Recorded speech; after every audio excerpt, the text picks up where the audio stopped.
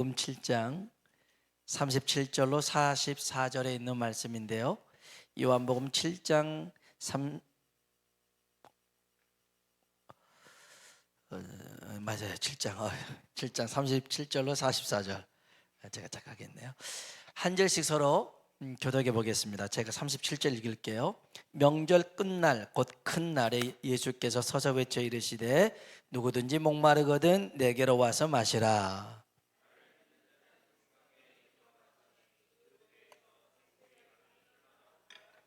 이는 그를 믿는 자들이 받을 성령을 가리켜 말씀하신 것이라.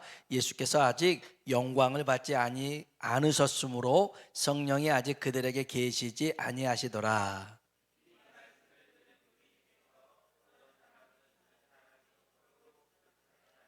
어떤 사람은 그리스도라 하며 어떤 이들은 그리스도가 어찌 갈릴리에서 나오겠느냐.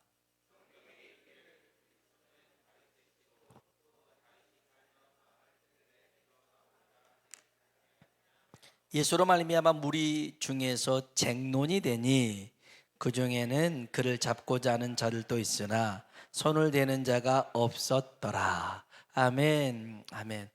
오늘 이 밤에 하나님의 은혜가 우리 가운데 임하길 축원합니다. 한번 인사할까요? 하나님의 은혜가 당신에게 임하길 원합니다. 하나님의 은혜가 당신에게 임하길 원합니다. 아멘. 한 번 더 하나님이 당신에게 복 주시길 원합니다. 하나님이 당신에게 복 주시길 원합니다. 아멘. 아주 먼 옛날 어떤 마을에 이런 이야기가 있었습니다. 산에 동굴이 있는데요, 그 동굴 안에 샘물이 있는데 그거 먹으면 영원히 죽지 않는다는 그런 이야기가 있습니다. 전설 같은 얘기죠. 그래서 그 동굴에 가서 샘물을 먹으면 영원히 살게 되었습니다. 바보 삼형제가 살았는데요, 이 소문을 들었습니다. 그래서 우리 그 샘에 가서 동굴에 가서 물을 먹고 살자, 영원히 살자. 바보가 영원히 살면 아무튼 간에 그렇게 결심을 하고 갔어요. 그런데 이 동굴에는 한 가지 반드시 지켜야 되는 게 있어요. 동굴 안에서는 어떤 말도 해서는 안 돼요. 말을 하면 죽어요. 그래서 이제 동굴 안에 갔죠. 형이 들어가서 얘기합니다. 얘들아, 여기서 말하면 죽어. 말하면 안 돼. 그리고 죽었어요.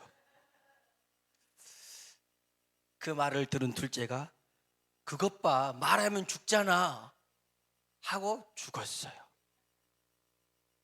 셋째가 그랬어요. 나만 살았다 하다가 다 죽었어요.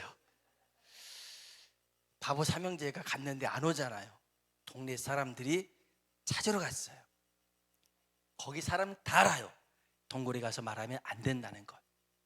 그래서 다짐을 하고 갔죠. 들어갔어요. 이장님이 그래요. 여러분, 여기서 말하면 죽습니다 하고 죽었어요. 근데 같이 갔던 사람들이 예 하고 다 말하고 다 죽어버렸어요. 그래서 아마 이 샘은 아마 아무도 먹지 못하는 것 같아요. 참 웃긴 얘기지만 영원히 죽지 않는 샘, 오늘 우리가 읽은 이 말씀에는 좀 다른 얘기죠. 예수님이 공생애를 2년째 하실 때 초막절이라는 절기를 맞이합니다. 유대인은 새 절기를 반드시 예루살렘 성전에 와야 돼요. 첫 번째가 유월절, 두 번째 칠칠절, 세 번째가 초막절이에요.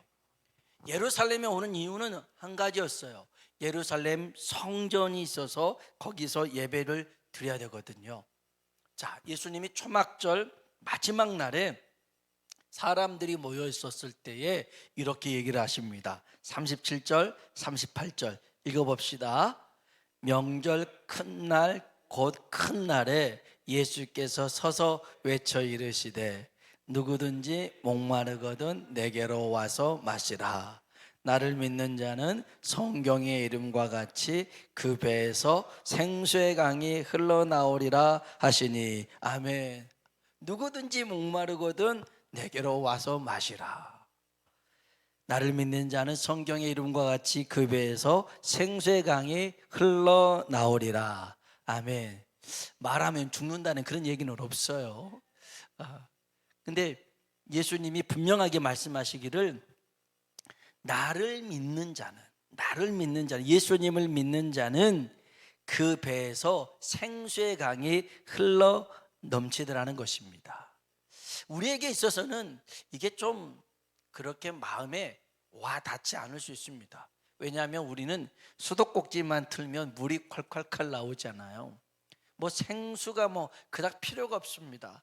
하지만 여러분 생각해 보세요. 여러분이 사막을 가보셨는지 모르겠지만, 낙타를 타보셨는지 모르겠지만 물이 귀합니다. 귀해요. 광야요? 물이 없습니다.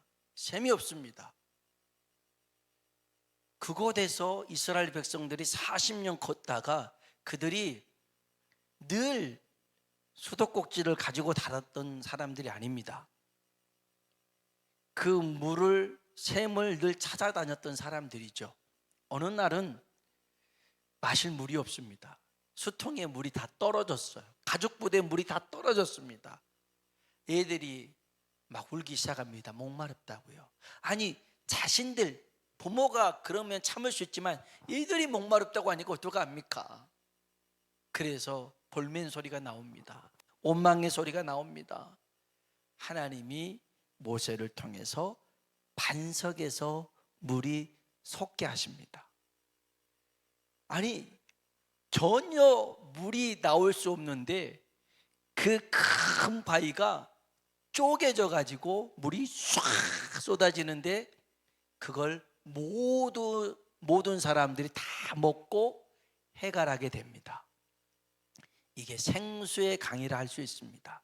그들에게 있어서 생수의 강은요 정말 놀라운 일입니다. 오아시스입니다. 오늘 제가 성경에 보다가 자꾸만 우리 하나님은 뭘 주시려는 하나님입니다. 주고 싶어서 안 다닙니다. 그래서 자꾸 구하랍니다. 찾으랍니다. 두드리라고 합니다. 주겠다는 거죠. 아니, 능력이 없는 것도 아니고 능력 있는 분이 자꾸만 주고 싶어서 일로 자꾸 우리 부르는 거예요. 일로 와봐, 일로 와봐, 일로 와봐. 저도 우리 그 주일 학생들이나 애들 보면 참 예뻐가지고요. 자꾸 사무실에 뭐가 있나, 비타민이 있나, 그러다가 뭐 이렇게 뭐 낙토피 그런 것도 있으면 뭐라도 주고 싶어서 막 주는데 하나님은요 그 정도가 아니에요. 그냥 다 주고 싶은 하나님. 그래서 너희 목마른 자들아 내게로 오라. 나를 믿는 자는 그 배에서 생수의 강이 흘러넘치다 갑니다. 그런데요, 여기서 이 생수의 강이 뭘 의미하냐면 39절 볼까요? 읽어봅시다. 이는 그를 믿는 자들이 받을 성령을 가리켜 말씀하신 것이라. 아멘. 여러분, 우리의 배에서 생수의 강, 성령의 충만함이 임하길 주의 이름으로 축원합니다. 육신 가득한, 욕심 가득한, 정욕 가득한 이 몸에서, 이 배에서 이제는 성령이 흘러넘치는 그런 은혜의 삶을 살길 축복합니다. 예수님이 이렇게 얘기하니까요 얼마나 감사합니까? 제가 갈래요, 저도 주세요 그러고 싶은데 이 말을 들었던 사람들이 웅성거리기 시작합니다. 이 말만 들었던 게 아닙니다. 예수님에 대한 소문을 들었습니다. 어떤 이가 그럽니다. 저 사람은 선지자인 것 같다, 저 사람이 그리스도다 라고 얘기도 합니다. 한번 볼까요? 40절 41절입니다 읽어보겠습니다. 이 말을 들은 무리 중에서 어떤 사람은 이 사람이 참으로 그 선지자라 하며 어떤 사람은 그리스도라 하며 어떤 이들은 어찌 갈릴리에서 나오겠느냐. 아멘, 아멘. 예수님이 갈릴리 나사렛 사람이라는 것을 알고 있었습니다. 그리고 또 다른 사람은요 그가 다윗의 후손이라는 것도 알고 있었습니다. 42절 볼까요? 읽어봅시다. 성경에 이르기를 그리스도는 다윗의 씨로 또 다윗이 살던 마을 베들레헴에서 나오리라 하지 아니하였느냐 하며. 아멘. 다윗의 후손이 베들레헴에서 태어날 것이라는 성경적인 지식도 가지고 있었습니다. 아무튼 그는 선지자다, 그리스도다, 그리스도의 후손이다. 아니 그가 갈릴리 출신인데 어떻게 베들레헴에서 나냐, 이런 서로 자기들이 알고 있는 지식을 가지고 논쟁하기 시작한 거였습니다. 근데 여러분이 중요하게 여겨야 될 게 있습니다. 사람들의 말이 그렇다면 오늘 우리들은 예수님을 어떤 분으로 생각하고 있냐라는 것이죠. 마태복음 16장에 보면 예수님이 제자들에게 물어봅니다. 야, 사람들이 나를 누구라고 그러니? 글쎄요, 들어보니까 예레미야 같은 선지자, 아니면 또 여러 선생님 뭐 이런 사람이라고 얘기합니다. 너희는 나를 누구라고 하느냐? 베드로가 고백하지요. 따라합시다. 주는 그리스도시요 살아계신 하나님의 아들입니다. 아멘. 아멘. 오늘 저와 여러분이 이 밤에 주님을 고백할 때 주는 그리스도이십니다. 주는 살아계신 하나님의 아들입니다. 고백할 수 있길 주의 이름으로 축복합니다. 이 얘기가 남 얘기가 아니라 내 얘기가 돼야 됩니다.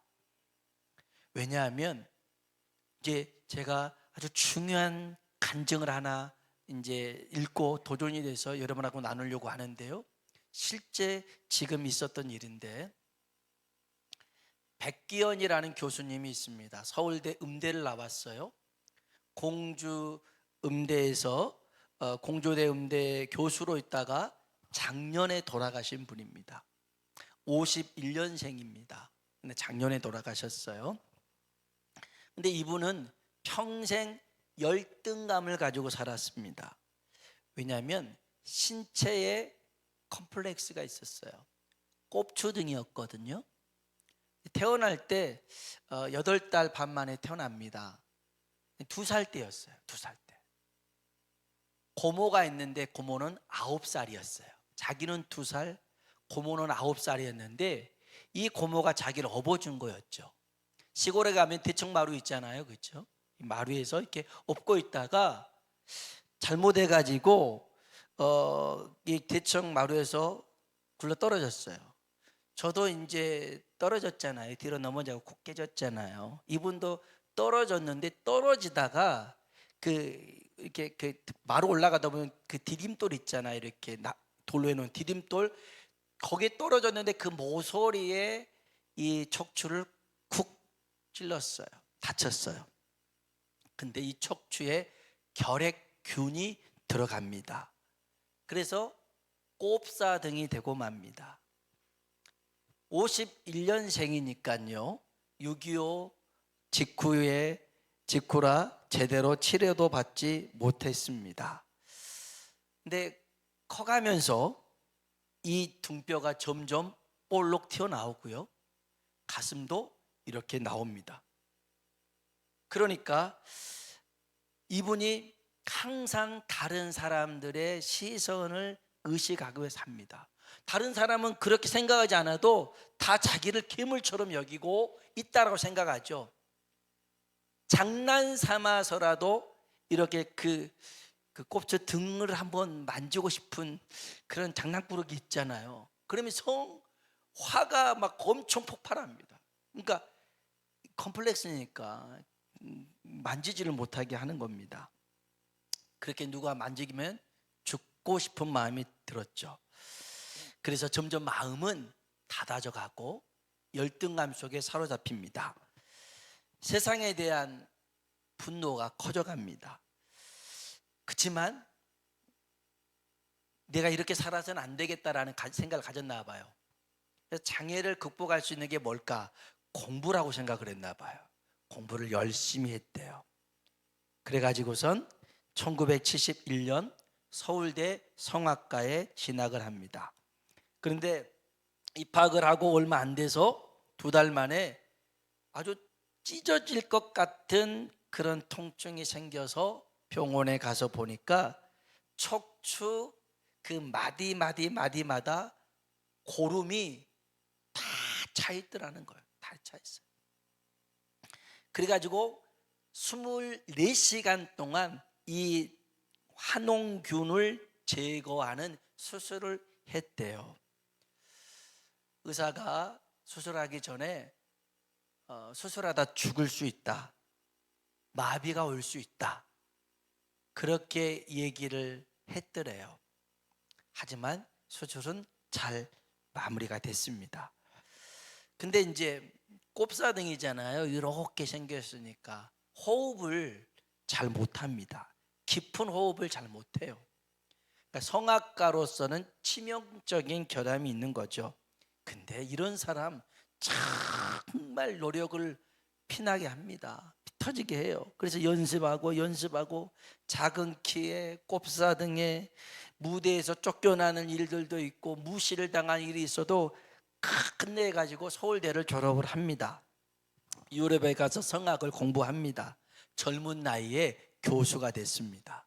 그리고 교수인 아내를 만나서 결혼을 했습니다. 자, 자기가 교수예요. 아내도 교수입니다. 그러면 괜찮잖아요. 그런데 나이를 아무리 먹어도 자기가 꼽추라는 사실에 대해서 열등감을 버려버릴 수가 없더라는 것입니다. 그래서 이 사람이 성악 그만두고 오페라 제작자로 나갑니다. 그래서 1991년 선곡 오페라단을 창단하는데요. 여러분 혹시 오페라 이순신 아십니까? 괜찮아요. 저도 모르니까요. 다 모른다고 합시다. 이 오페라 이순신이라는 그런 걸 만들어서 호평을 받았어요. 그래서 2002년에 훈장까지 받은 사람이 이 백기현 교수입니다. 그런데 이 사람에게 위기가 찾아옵니다. 이게 이제 한번 사람들한테 인기가 있고 성공하니까 무리하게 이제 투자를 해가면서 사업을 넓히다 보니까 굉장히 빚이 많아지게 됐습니다. 인생을 포기하고 싶었어요. 그래서 절벽을 찾아 나섭니다. 그 순간 하나님이 그를 찾아오셨어요. 백경 교수가 얘기합니다. 꼽추로 50년 이상 살고 40년 넘도록 교회 다녔지만 하나님을 만난 건 2년밖에 되지 않습니다. 참 50년 동안 꼽추로 살고 40년 교회를 다녔지만 하나님을 만난 건 2년밖에 안 된대요. 그간에는 교회 탓도 하고 목사님 비난도 하고, 아니 왜 자기가 이렇게 했는데 목사님 비난을 하는지 모르겠어요. 여하튼 불만과 비방이 가득했대요. 이제 중요한 얘기합니다.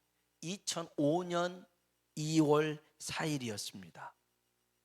동료 교수가요 부흥회를 하는데, 자기 교회에서 부흥회를 하는데 같이 참석하자고 그러더래요. 그래서 갈까 말까 하고 있는데 자꾸 퇴근하니까 그래 뭐 한번 가보지 하고선 부흥회에 참석합니다. 자기만 간 게 아니라 부인과 함께 참석합니다. 갈까 말까 했는데 갔다라는 게 중요합니다. 갈까 말까 했는데 갔어요. 거기서 기적을 체험하게 됩니다. 강사 목사님 설교하는 중에요. 여러분 십자가를 바라보십시오. 우리 십자가는 저 스크린 뒤에 있는데 십자가를 바라보십시오 막 외치기 시작했습니다. 그냥 보지 말고 눈을 크게 뜨고 십자가를 보십시오 그렇게 외칩니다.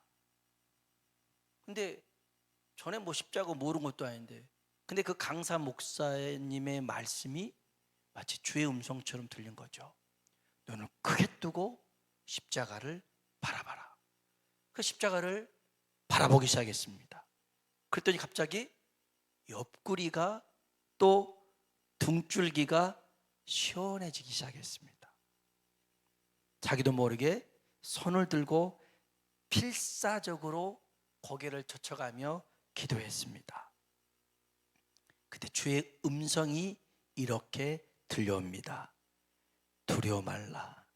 내가 너의 굽은 등을 펴주겠다. 내가 50년 동안 너무도 마음이 아팠구나. 내가 너를 위로하리라. 그날 부흥회 이후 며칠간에 걸쳐서 하나님의 치유의 손길로 꼽사 등이 펴지게 되었습니다.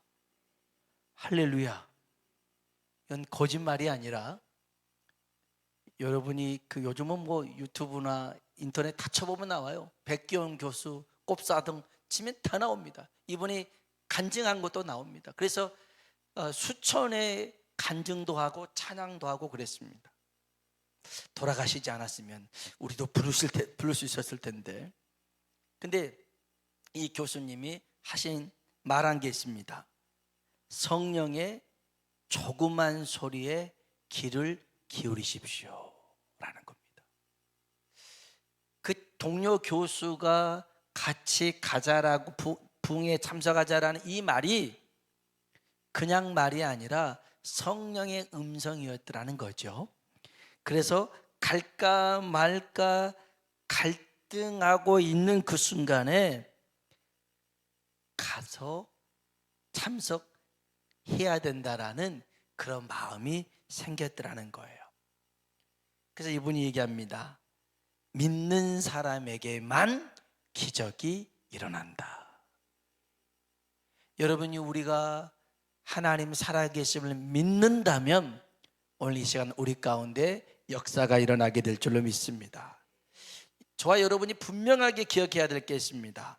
하나님은 살아계시는데 지금도 살아계십니다.